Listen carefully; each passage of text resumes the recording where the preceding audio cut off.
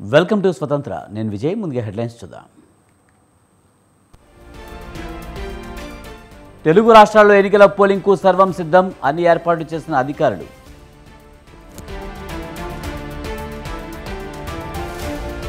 APSRTC ఎండీకి Chandrababu phone, vote వేసేందుకు వస్తున్న వారికి ప్రత్యేక బస్సులు వేయాలని వినతి.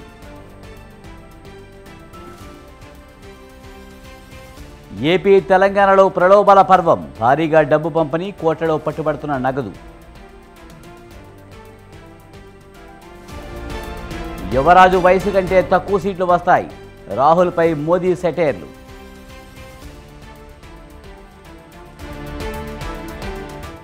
పాక్ ఆక్రమిత కాశ్మీర్లో విధ్వంసం, ఆందోళనకారులు భద్రతా దళాలకు మధ్య ఘర్షణలు.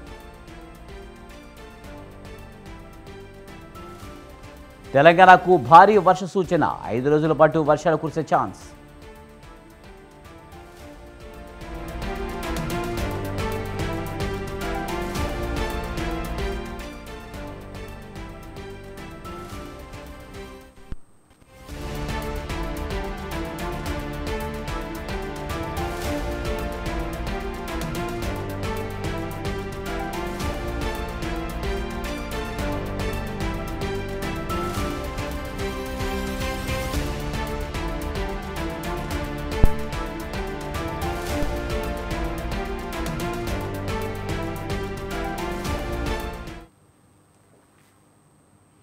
ఆదిలాబాద్లో ఈదురుగాలులతో కూడిన భారీ వర్షం ఎన్నికల ఏర్పాట్లకు ఆటంకం కలిగించింది.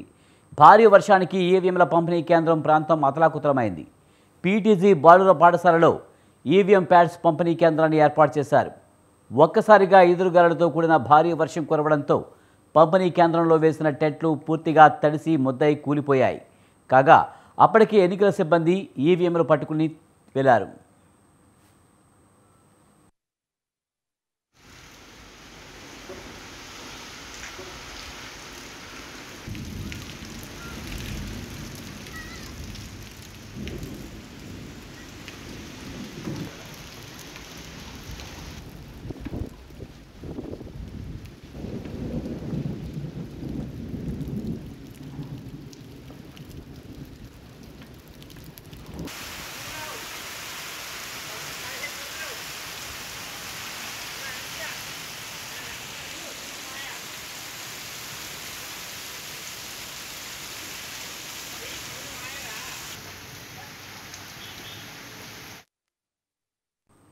అదనపు పోలింగ్ సిబ్బంది ఈవీఎం, వీవీప్యాట్లను పక్కనే ఉన్న పాఠశాల గదుల్లో భద్రపరిచారు. మరోవైపు కొన్ని మారుమూల ప్రాంతాలలో రవాణా సౌకర్యం లేకపోవడంతో ఈవీఎంలను తీసుకువెళ్తున్న సిబ్బంది ఇబ్బందులు పడుతున్నారు. సిగ్నల్స్ లేని మారుమూల ప్రాంతాలకు అధికారులు ఎన్నికల సామాగ్రి తరలించే వాహనాలకు జీపీఎస్ ట్రాకర్ అమర్చి పంపారు.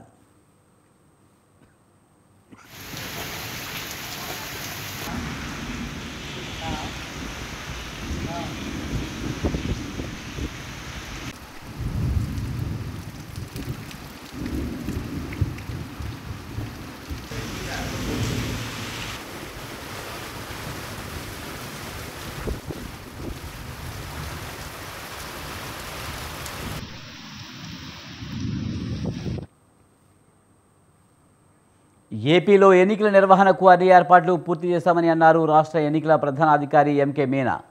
రాష్ట్రంలో ఎన్నికల సందర్భంగా ఎక్కడా అవాంఛనీయ సంఘటనలు జరగకుండా అన్ని చర్యలు తీసుకుంటున్నామన్నారు. సమస్యాత్మక ప్రాంతాల్లో ప్రత్యేక నిఘా పెట్టామని తెలిపారు. అలాగే ప్రభుత్వ యంత్రాంగంతో పాటు కేంద్ర బలగాలు ఎన్నికల విధుల్లో ఉన్నాయని అంటున్న ఎంకే మీనాతో మా ప్రతినిధి రమేష్ ఫేస్ టు ఫేస్. స్థానాలకు 25 పార్లమెంటు స్థానాలకు ఎన్నికలు జరగనున్నాయి. ఎన్నికలకు సంబంధించి ఇప్పటికే రాష్ట్ర ఎన్నికల సంఘం కూడా అన్ని ఏర్పాట్లు చేయడం జరిగింది. ఈ అంశాలకు సంబంధించి మనతో మాట్లాడటానికి రాష్ట్ర ఎన్నికల ప్రధానాధికారి మీనా గారు ఉన్నారు. సార్, రేపు ఏపీలో ఎన్నికలు జరగబోతున్నాయి. ఎన్నికలకు సంబంధించి ఎట్లాంటి ఏర్పాట్లు చేయడం జరిగింది? అంటే రేపు ఎన్నికలకు సంబంధించి ఈరోజు అన్ని జిల్లాల నుంచి, అన్ని అసెంబ్లీ కాన్స్టిట్యున్సీ నుంచి పోలింగ్ టీమ్స్ ఏర్పాటు చేసేసి వాళ్ళు అక్కడ నుంచి మటీరియల్, ఈవీఎం, తర్వాత ఈ పోలింగ్ టీం అంతా వెళ్తుంది. సో ఈరోజు ఈవినింగ్ దాకా అందరూ ఈ 46,000 పోలింగ్ స్టేషన్స్లో చేరిపోతారు. సో ఇప్పటిదాకా వచ్చిన సమాచారం ప్రకారం 50% పోలింగ్ స్టేషన్లు ఆల్రెడీ బయలుదేరారు. ఇక్కడ నుంచి 10,000 పోలింగ్ స్టేషన్లు ఆల్రెడీ రీచ్ అయ్యారు. So we're expecting that by 8 o'clock 9 o'clock everybody will reach there polling stations. రేపు మార్నింగ్ 7కి పోలింగ్ స్టార్ట్ అవుతుంది. సో 5 నుంచి వాళ్ళు అరేంజ్మెంట్ స్టార్ట్ చేసేస్తారు. అంటే మాక్ పోల్ చేయాల్సి ఉంటుంది, తర్వాత సీలింగ్ మెషిన్ 7కి స్టార్ట్ అవుతుంది. మన తరఫు నుంచి polling personnel, polling material, EVMs are already. So మొత్తం ఈ ఎన్నికలకు సంబంధించి ఎంతమంది సిబ్బంది ఈ పోలింగ్కి సంబంధించి పాల్గొనడం జరుగుతుంది? ఇందులో ఏ విభాగాలు వాళ్ళు ఇన్వాల్వ్ అయి ఉన్నారు? అంటే యాక్చువల్ పోలింగ్ టీమ్కి అయితే ప్రతి పోలింగ్ టీంలో 1+5 persons ఉంటారు. And total 6 persons. ఒక ప్రిజైడింగ్ ఆఫీసర్, ఒక assistant presiding officer, 4 polling officers. So మనకు 46,000 పోలింగ్ స్టేషన్స్ ఉన్నాయి కాబట్టి సుమారుగా 2,80,000 ప్లస్ 20% సిబ్బంది, 3,20,000 వరకు ఓన్లీ పోలింగ్ పనులకే పని చేస్తున్నారు. దీంతోపాటు మళ్ళీ FST, SST, police arrangement, police తర్వాత రిమైనింగ్ అదర్ డిపార్ట్మెంట్స్ అంతా కలిపి 1,06,000, సుమారుగా 5,20,000 వరకు టోటల్ ఎంప్లాయీస్, గవర్నమెంట్ సంబంధించి ఎంప్లాయీస్ ఈ మొత్తం ఎలక్షన్లో ఇన్వాల్వ్ అయి ఉన్నారు. సో అంటే పోలింగ్ సందర్భంగా కొన్ని సమస్యాత్మక ప్రాంతాలు కానీ అతి సమస్యాత్మక ప్రాంతాలు కూడా ఉండే పరిస్థితుంది. వాటిని ఐడెంటిఫై చేశారా? అక్కడ ఎట్లాంటి ఏర్పాట్లు చేయడం జరుగుతుంది? మనకు out of 46,000 polling station 12,300 polling stations critical polling స్టేషన్గా గుర్తించడం జరిగింది. ఆ క్రిటికల్ పోలింగ్ స్టేషన్స్లో అక్కడ సెంట్రల్ ఫోర్సెస్ అరేంజ్మెంట్ చేయడం, తర్వాత వెబ్ కాస్టింగ్ చేయడం, అండ్ ఒక అబ్జర్వర్ కూడా ఉంటారు, మైక్రో అబ్జర్వర్ ఉంటారు, ప్రభుత్వం సెంట్రల్ గవర్నమెంట్ ఉద్యోగి. ఆయన డైరెక్ట్గా జనరల్ అబ్జర్వర్, మన అసెంబ్లీ కాన్స్టిట్యూన్సీ సంబంధించి జనరల్ అబ్జర్వర్ ఈసఐ పంపిస్తుంది, ఆయన ఆధ్వర్యం పనిచేస్తారు. సో ఎప్పుడైనా ఏమైనా ప్రాబ్లమ్ జరిగితే అక్కడ they will immediately interfere and take necessary action. So ఇప్పుడు చాలా ఎండాకాలం సార్, కొంచెం ఎండలు కూడా బయట ఎక్కువగా ఉన్నాయి. పోలింగ్కి ఓటీయడానికి వచ్చే వాళ్ళ కోసం ప్రత్యేకంగా ఏర్పాట్లు చేస్తూ ఉన్నారు పోలింగ్ కేంద్రాల దగ్గర. ఒకటి. రెండోది, పోలింగ్ సాయంత్రం 6 గంటల వరకు ముగిస్తే ఆ తర్వాత క్యూ లైన్లో ఉన్న వాళ్ళ పరిస్థితి ఏంటి? వాళ్ళకి ఎట్లాంటి ఏర్పాట్లు చేస్తాం? అంటే ఇప్పుడు ఎలక్షన్ కమిషన్ ట్రైనింగ్ టైంలో, తర్వాత ఇన్ రైటింగ్ ఆల్సో వాళ్ళు క్లియర్గా ఇన్స్ట్రక్షన్ ఇచ్చారంటే ఇప్పుడు హీట్ వేవ్స్ ఎక్కువ ఉన్నాయి. ఈరోజు అయితే కొద్దిగా వెదర్ మారింది, బట్ జనరల్గా హీట్ వేవ్ కండిషన్స్ ఉన్నాయి కాబట్టి వచ్చిన ఓటర్స్కి షేడ్, క్యూ లైన్లో షేడ్ అరేంజ్ చేయడం, డ్రింకింగ్ వాటర్ అరేంజ్ చేయడం, కూర్చోడానికి కొన్ని కుర్చీలు, బెంచ్లు, తర్వాత ORS packets, medical kits, medical సంబంధించిన సిబ్బంది అక్కడ ఏర్పాటు చేయడం. సో ఈ ఇన్స్ట్రక్షన్స్ ఆల్రెడీ మేము జిల్లా లెవెల్లో ఇవ్వడం జరిగింది, and they are making sufficient arrangements. So అంటే ఇప్పుడు పక్క రాష్ట్రాల నుంచి ఓటింగ్లో పాల్గొనడానికి కొంతమంది వస్తూ ఉన్నారు, వాళ్ళకి కొన్ని చోట్ల ఇబ్బంది అవుతుంది అనే ఫిర్యాదులు కూడా వస్తున్నాయి. అట్లాంటి ఫిర్యాదులు ఏమైనా మన దృష్టికి వచ్చాయో? అట్లాంటి ఏమైనా వస్తే వాటికి సంబంధించి ఏమైనా యాక్షన్ తీసుకుంటున్నారు? అంటే మేము 3 days బ్యాకే రైటింగ్లో ఇచ్చాము, తర్వాత ప్రెస్ ద్వారా చెప్పడం జరిగింది, కలెక్టర్స్కి, ఎస్పీస్కి కూడా వీడియో కాన్ఫరెన్స్ ద్వారా చెప్పడం జరిగింది. అంటే బయట నుంచి మన ఓటర్ ఎక్కడైనా ఉంటే ఆయనకి ఓట్ వేయడానికి హక్కు ఉంది ఆ పోలింగ్ స్టేషన్లో. కాబట్టి బయట నుంచి వస్తే వాళ్ళని ఆపడానికి వీలు లేదు. ఒకటి, వస్తే వాళ్ళకి ఫెసిలిటేట్ చేయాలి మనం.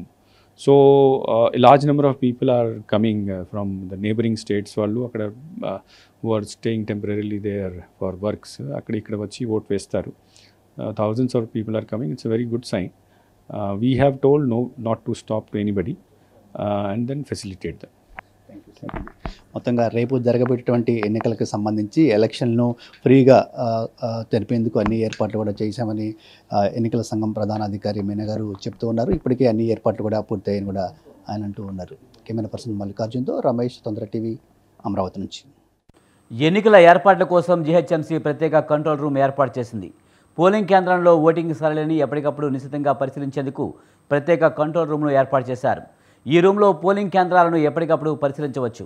అలాగే సమస్యాత్మక పోలింగ్ కేంద్రాల వద్ద ప్రత్యేకంగా కెమెరాలను ఏర్పాటు చేశామని అంటున్న కంట్రోల్ రూమ్ అధికారితో మా senior correspondent Venu face to face.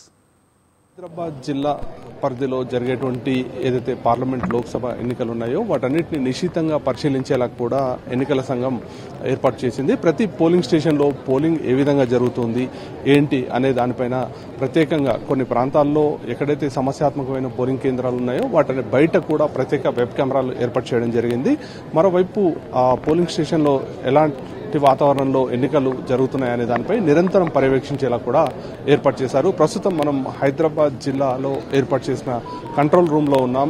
ఈ కంట్రోల్ రూమ్ లో నిరంతరం అన్ని పోలింగ్ స్టేషన్లను వాచ్ చేసేలా, అంటే ఒకవైపు హైదరాబాద్ పార్లమెంటు పరిధి, మరోవైపు సికింద్రాబాద్, దీంతో పాటు కంటోన్మెంట్ ఉప ఎన్నికను కూడా పర్యవేక్షించేలా ఏర్పాటు చేశారు. ఈ కంట్రోల్ రూమ్ సంబంధించి భార్గవి గారు ఉన్నారు, వారిని అడిగి మరిన్ని విషయాలు తెలుసుకుందాం. మేడం, ప్రత్యేకంగా ఈ కంట్రోల్ రూమ్ విశేషాలు ఏంటి, దీని గురించి చెప్పండి. అంటే రేపు పోలింగ్ మనకి webcasting each and every polling స్టేషన్లో వెబ్కాస్టింగ్ అవుతుంది కదా, అది కంటిన్యూస్గా మానిటర్ చేయడానికి మేము ఇక్కడ వాలంటీర్స్ని అండ్ స్టాఫ్ని పెట్టామన్నమాట. వాళ్ళు ఒక్కొక్కరికి allotted number of polling stations ఇచ్చాము. దానికి రిలేటెడ్ డీటెయిల్స్ కూడా ఉంటుంది. లైక్ అక్కడ కన్సర్న్ పిఓ ఎవరు, ఏదైనా ఇష్యూ ఉంటే ఇమీడియట్గా మేము కాల్ చేసి వాళ్ళకి సాల్వ్ చేస్తామన్నమాట. ముఖ్యంగా అంటే ప్రత్యేకంగా టేబుల్స్ అరేంజ్ చేశారు. ఒక్కొక్క టేబుల్లో అంటే 6 కంప్యూటర్స్ మాత్రం పెట్టారు. ఏంటి అది? అంటే ఒక టేబుల్ ఒక కాన్స్టిట్యున్సీకి అని తీసుకున్నాము. ఒక్కొక్కరికి 30 నుంచి 40 పోలింగ్ స్టేషన్స్ వస్తాయి. అవి కంటిన్యూస్గా వాళ్ళు వాచ్ చేస్తూ ఉంటారు. ముఖ్యంగా ఇందులో వాచింగ్లో అంటే ఏమేమి అబ్జర్వ్ చేయాల్సి ఉంటుంది, ఏంటి అది? అంటే అక్కడ ఏదైనా సస్పీషియస్గా అనిపిస్తే ఇమీడియట్గా మాకు ఇన్ఫార్మ్ చేస్తారు. మేము కన్సర్న్ వాళ్ళతో మాట్లాడతాం.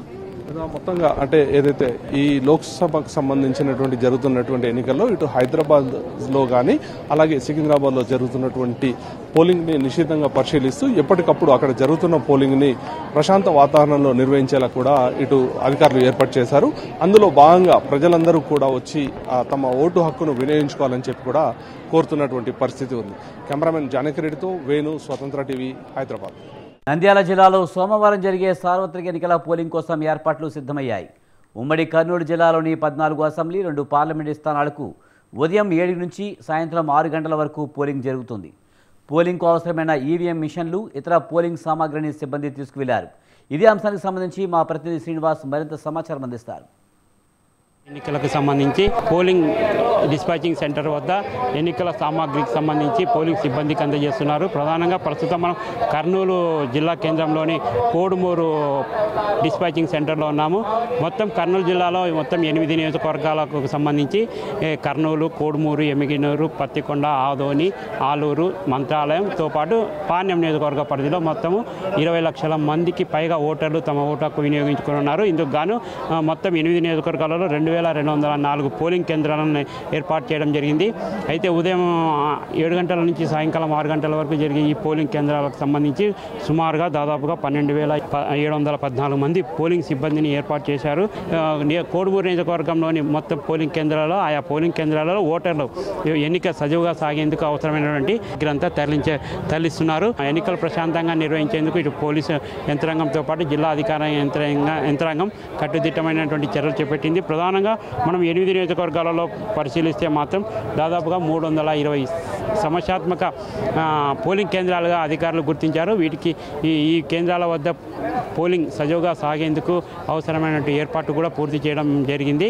మొత్తం మీద కర్నూలు జిల్లా ఎన్నికల పోలింగ్కి సంబంధించి పరిశీలిస్తే రేపు ఉదయం 7 గంటల నుంచి సాయంకాలం వరకు 6 గంటల వరకు జరిగే ఓటింగ్లో ప్రజలు స్వచ్ఛందంగా తరలివచ్చి తమ ఓటు హక్కుని వినియోగించుకోవాలని కూడా జిల్లా కలెక్టర్ డాక్టర్ సృజన ఓటర్లకు పిలుపునిస్తున్న పరిస్థితి కనపడుతుంది. కెమెరా పర్సన్ బాబుతో శ్రీనివాస్, స్వతంత్ర న్యూస్, కర్నూలు.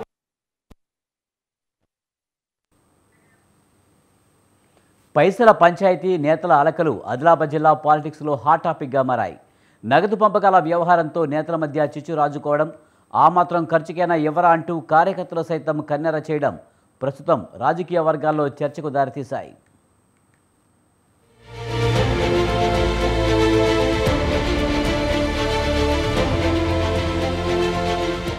ఆదిలాబాద్ జిల్లా ఎన్నికల పర్వంలో డబ్బు రాజకీయ నేతల మధ్య చిచ్చు పెడుతోంది. గెలుపే లక్ష్యంగా వ్యూహాత్మకంగా ముందుకు సాగుతున్న ప్రధాన పార్టీలు ఎన్నికల ఖర్చు కోసం ఆయా పార్టీల అధిష్టానాలు డబ్బులు పంపడంతో ఈ చిచ్చు రాజుకున్నట్లు తెలుస్తోంది. నగదు పంపకాలు, లెక్కల వ్యవహారంలో తేడాతో లీడర్ల మధ్య ఈ పైసల లొల్లి ముదురుతున్నట్లు గుసగుసలు వినిపిస్తున్నాయి. ఇక మా ఖర్చులకైనా ఇవ్వకపోతే ఎలా అంటూ కార్యకర్తలను నిలదీస్తున్న పరిస్థితితో నాయకులు తీరుపై విమర్శలు గుప్పుమంటున్నాయి.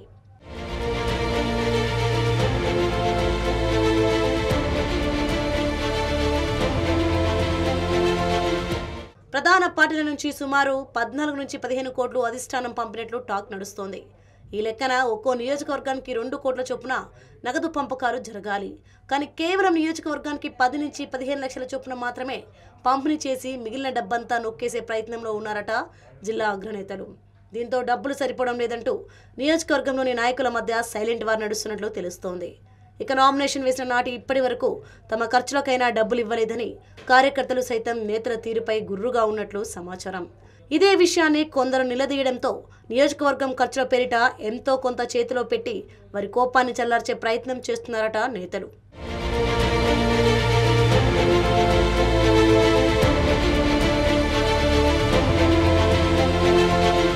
ఇక హైకమాండ్ ఇచ్చిన డబ్బులు నొక్కేసే ప్లాన్లో భాగంగా డబ్బులకు ఆశపడకుండా పార్టీ కోసం అంకిత భావంతో పనిచేసే వారికి ముందు ప్రయారిటీ ఇస్తూ ఇతర పార్టీల ముందు చులకన కాకుండా జాగ్రత్తలు తీసుకుంటున్నారు జిల్లా నేతలు.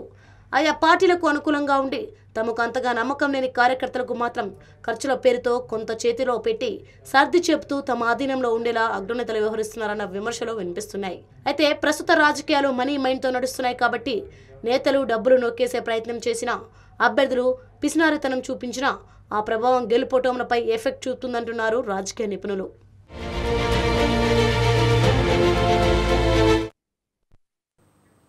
ప్రచార పర్వం ముగియడంతో పోల్ మేనేజ్మెంట్పై ఫోకస్ పెట్టాయి రాజకీయ పార్టీలు. క్షేత్రస్థాయిలో ఓటర్ నాడి తెలుసుకోవడం, అసంతృప్తిగా ఉన్న వారిని తమ వైపు తిప్పుకోవడం పోల్ మేనేజ్మెంట్ ప్రక్రియలో ప్రధాన పాత్ర. ఇక్కడ విఫలమైతే ఫలితాలు తారుమారే.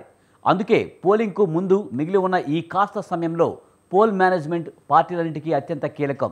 మరి పోల్ మేనేజ్మెంట్ ఎలా చేస్తారు, పార్టీల వ్యూహాలేంటి ఓసారి చూద్దాం.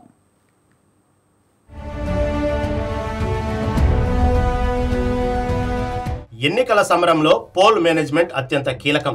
అందుకే ఓవైపు ప్రచారంలో దూసుకెళ్తూనే పోల్ మేనేజ్మెంట్పై దృష్టి సారించిన నేతలు ఇప్పుడు ప్రచార పర్వం ముగియటంతో ఫోకస్ అంతా పోల్ మేనేజ్ పైనే పెట్టారు. ఎందుకంటే ఇక్కడ కాని విఫలమైతే ఫలితాలు తారుమారయ్యే అవకాశం ఉంది. అందుకే ప్రధాన పార్టీలన్నీ ఈ పనిలోనే మునిగిపోయాయి. అయితే ఈ ప్రక్రియ కోసం పార్టీ నేతలు ఒక్కో స్ట్రాటజీని ఫాలో అవుతారు. ఓటర్లను ఏ, బి, సి అని 3 వర్గాలుగా విభజించి ఓటర్లు ఎవరి వైపు ఉన్నారన్న అంచనాకు వస్తుంటారు. పార్టీ నేతల కుటుంబాలు, వారి బంధువులు, సన్నిహితులు, అలాగే పార్టీ సానుభూతిపరులు, పార్టీ మద్దతుదారులను ఏ కేటగిరీలో లెక్కిస్తారు. ఇక ఏ పార్టీకి సంబంధం లేని తటస్థ ఓటర్లను బి కేటగిరీలో లెక్కిస్తారు. వీరికి రాజకీయ పార్టీలతో ఎలాంటి సంబంధం ఉండదు. అయితే వీళ్ళ ఓట్లే చాలా కీలకం. వీళ్ళు పార్టీకి ఓటేస్తే ఆ పార్టీదే విజయం. అదేవిధంగా అధికార పార్టీపై వ్యతిరేకతతో ఉన్నవారు సి కేటగిరీలో ఉంటారు. ఇందులో ఇతర పార్టీల మద్దతుదారులు, పార్టీ తీరు లేదా స్థానిక నేతల వల్ల అసంతృప్తితో వ్యతిరేకంగా ఉన్నవారు ఉంటారు. ఇక ఏ కేటగిరీ ఓటర్లపై పూర్తి భరోసాతో ఉన్న నేతలు బి-సి కేటగిరీలపై ప్రధానంగా దృష్టి సారిస్తారు. వీరి అసంతృప్తికి, వ్యతిరేకతకు కారణాలేంటో తెలుసుకుని వారిని తమ వైపుకి తిప్పుకునే వ్యూహంలో ఉంటారు. ఈ నేపథ్యంలోనే ఈ వర్గాల వారిని 2-3 విడతలుగా కలవటం ద్వారా తటస్థ ఓటర్లు, ప్రత్యర్థి పార్టీలకు చెందిన ఓటర్లను కూడా తమకు అనుకూలంగా మార్చుకునే అవకాశాలు ఉంటాయన్న భావనలో ఉంటారు. ఇక ఎన్నికల రణరంగంలో ఒక్క ఓటు కూడా కీలకమే. ఈ నేపథ్యంలోనే బూత్ల వారీగా ఇన్ఛార్జీలను, కో ఇన్ఛార్జీలను నియమించుకుని వారితో నిత్యం టచ్లో ఉండేలా ఏర్పాట్లను చేస్తుంటారు పార్టీ నేతలు. గ్రౌండ్లోని పరిస్థితులపై ఎప్పటికప్పుడు ఆరా తీస్తూ ఓటర్లంతా తమకు ఓటు వేసేలా బూత్ ఇన్ఛార్జీలకు దిశానిర్దేశం చేస్తారు. బూత్ కమిటీ ఇన్ఛార్జీలు, సభ్యులు ఓటర్లను పోలింగ్ కేంద్రాలకు రప్పించే చర్యలు చేపడతారు. దూర ప్రాంతాల్లో ఉన్న వారితో కూడా క్షేత్రస్థాయిలోని నేతలు సంప్రదింపులు జరుపుతారు.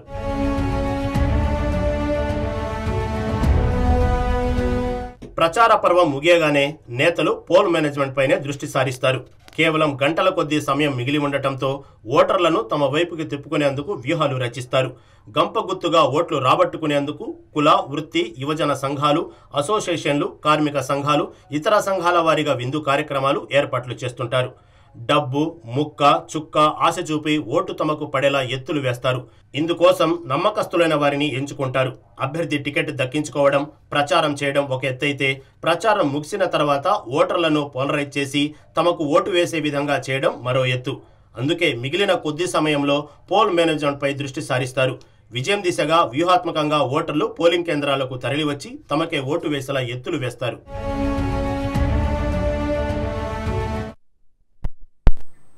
ప్రధాని మోదీ కాంగ్రెస్పై సెటర్లు వేశారు.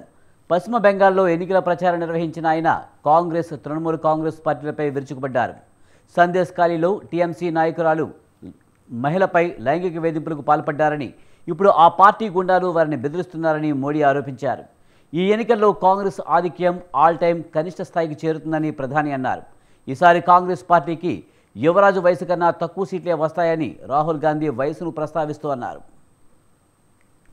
एनडीए को तो 400 पार आप करा ही देंगे, लेकिन इस चुनाव में लिख के रखिए, ये कांग्रेस के जो शहजादे हैं ना,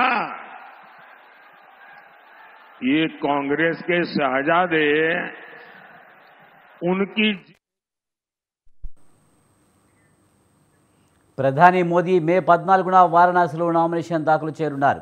ఈ నియోజకవర్గంలో జూన్ 1న పోలింగ్ జరగనుంది. మోదీ నామినేషన్ కార్యక్రమానికి ఎన్డీఏ కూటమిలోని పార్టీలకు బీజేపీ అధిష్టానం ఆహ్వానం పంపింది. ఏపీ నుంచి మాజీ ముఖ్యమంత్రి చంద్రబాబు నాయుడు వెళ్లనున్నారు. మరోవైపు ప్రధాని మోదీ నామినేషన్ వేసేందుకు పార్టీ ఏర్పాటు చేస్తుంది. ఇందుకోసం భారీగా ప్రచార కార్యక్రమాలు నిర్వహించాలని పార్టీ నిర్ణయించింది. ఈ ఏర్పాట్లను హోంశాఖ మంత్రి అమిత్ షా, సీఎం యోగి ఆదిత్యనాథ్ పర్యవేక్షిస్తున్నారు. ఆ పార్టీ సీనియర్ నేత సునీల్ బన్సాల్ చాలా రోజుల నుంచి అక్కడే ఉండి పనులను చక్కబెడుతున్నారు. నామినేషన్ అనంతరం ప్రధాని మోదీ అక్కడ 2 రోజులు ఉండి ప్రచారం నిర్వహించనున్నారు.